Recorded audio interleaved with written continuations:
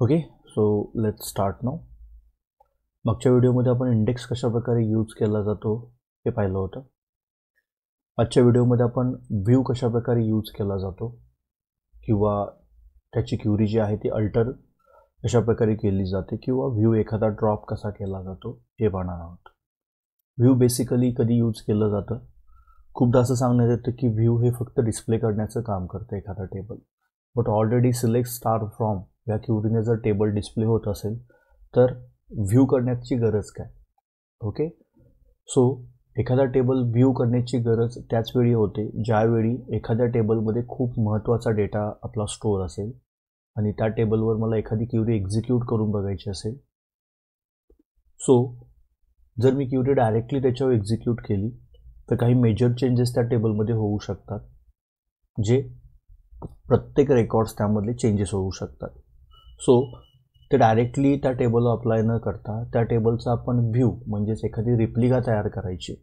Okay, as a duplicate आपल्याला जेवढ्या कॉलमवर operation करायचे आहेत ते कॉलम साईडला घ्यायचे काढून व्ह्यूमध्ये त्याचा एक व्ह्यू तयार करायचा आणि आपल्याला ज्या काही क्युरीज अप्लाय करायच्या आहेत त्या आपण या व्ह्यूवर करू शकतो. याच्यावर सक्सेसफुली रन झाल्यानंतर आपण त्याच क्युरी आपल्या टेबलवरती अप्लाय करू शकतो. आपण डायरेक्टली टेबलवर अप्लाय करण्यासाठी काही प्रॉब्लेम्स असू शकतात, याने की मेजर चेंजेस होऊ शकतात अख्ख्या टेबलमध्ये, अख्ख्या टेबलच्या रेकॉर्ड्समध्ये. सो या कंडिशनमध्ये तुम्ही व्ह्यू वापरू शकता. तुमच्या टेबलच्या ज्या कॉलमवर अप्लाय करायचं आहे त्याचा रिप्लिका कॉलम करू शकता. ओके, हा एक शॉर्ट डिस्क्रिप्शन तुम्हाला व्ह्यूबद्दल दिलं. सो आपण बघूया आता की व्ह्यू डायरेक्टली कसा यूज केला जातो. सो एखाद्या टेबलचा व्ह्यू कसा क्रिएट केला जातो. Okay, so let start for that. So त्यासाठी आपण नेहमीप्रमाणे MySQL ओपन करून घेऊया, झूम करून घेऊया, देन एंटर, यूज कॉलेज. नेहमीप्रमाणे आपण डेटाबेस यूज करून घेतलेला आहे. आपण पहिल्यांदा एक टेबल शो करून घेऊया ज्याच्यावर आपण व्ह्यू अप्लाय करणार आहोत. सो या BCA टेबलवर आपण व्ह्यू अप्लाय करणार आहोत. गेस, मला सिटी या कॉलमवर व्ह्यू अप्लाय करायचं आहे, म्हणजे मला त्याच्यावर काहीतरी क्युरी अप्लाय करून बघायचं आहे, पण यामध्ये खूप सारा डेटा आहे. सो दॅट टाईम मी फक्त या सिटी कॉलमला साईडला घेऊन एक व्ह्यू तयार करेन आणि त्याच्यावर माझे जे काही ऑपरेशन्स आहेत ते परफॉर्म करेन.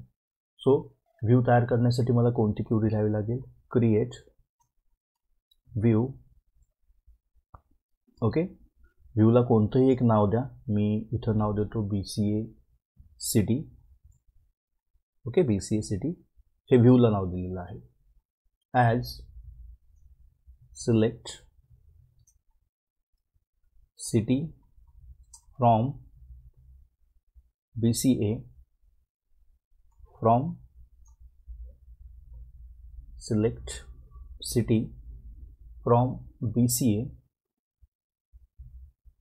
Okay, from BCA. सो या ठिकाणी बघा मी क्युरी सिंपल लिहिलेली आहे.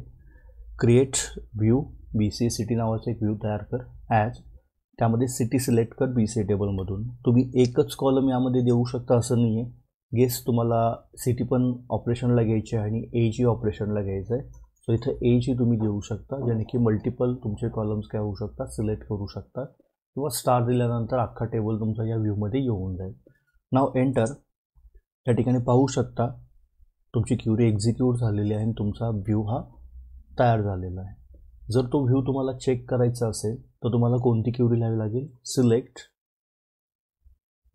ज्या प्रकारे आपण टेबल शो करतो त्या प्रकारे फक्त इथं व्ह्यूचं नाव द्यायचं आहे, कारण की तीही एक टेबलची रिप्लिका आहे. Okay, select star from BCA city. BCA city. So ज्या नावाने आपण इथं व्ह्यू तयार केलेला आहे तेच नाव मी इथं दिलेलं आहे. नाव एंटर. या ठिकाणी पाहू शकता सिटी आणि एज हे दोन्ही कॉलम येऊन तुमची BCA सिटी तयार झालेली आहे. सो जो काय तुम्हाला ऑपरेशन्स परफॉर्म करायचे आहेत या दोन कॉलमवर तुम्ही इझिली करू शकता. ज्याही तुम्हाला वाटेल की माझी क्युरी आता व्यवस्थित रनअप होती आहे त्याही तुम्ही डायरेक्टली तुमच्या ओरिजिनल टेबलवरती अप्लाय करू शकता. ओके, आता मी ऑलरेडी एक व्ह्यू केलेला आहे, BCA सिटी नावाचा मी व्ह्यू केलेला आहे. मला आणखीन काही कॉलम्स यामध्ये ॲड करायचे आहेत. ओके, तर मी आहे ह्या व्ह्यूमध्ये करू शकतो का? येस, डेफिनेटली करू शकता. तुम्हाला प्रत्येक वेळी नवीन व्ह्यू तयार करण्याची गरज नाही आहे. आहे तो व्ह्यू तुम्ही अल्टर करू शकता, अल्टर कमांड यूज करून. आहे त्या व्ह्यूमध्ये तुम्हाला आणखीन काही कॉलम ॲड करायचे असतील ते करू शकता. सो जर मला एखादा व्ह्यू अल्टर करायचा असेल तर तो कशाप्रकारे केला जातो, त्या ठिकाणी आपण क्वेरी लिहूया, अल्टर व्ह्यू. व्ह्यूचं नाव लिहा, जो व्ह्यू तुम्हाला अल्टर करायचा आहे. BCA सिटी नावाचा व्ह्यू मला अल्टर करायचा आहे. ॲज, त्यामध्ये काय चेंज करायचं आहे, मला सिलेक्ट सिटी कॉलम घ्यायचा आहे, एज कॉलम घ्यायचा आहे आणि फर्स्ट नेम कॉलम घ्यायचा आहे.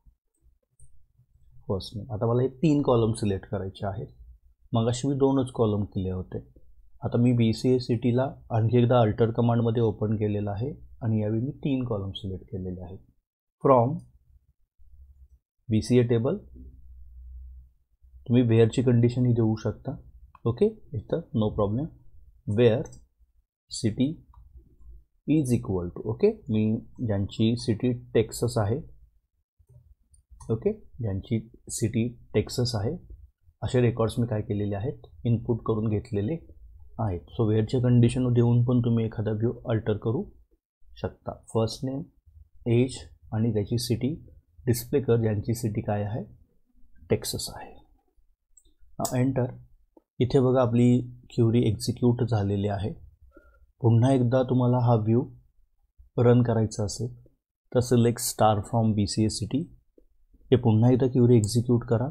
इथे असेच रेकॉर्ड तुम्हाला दाखवले जातील ज्यांची सिटी टेक्सास आहे.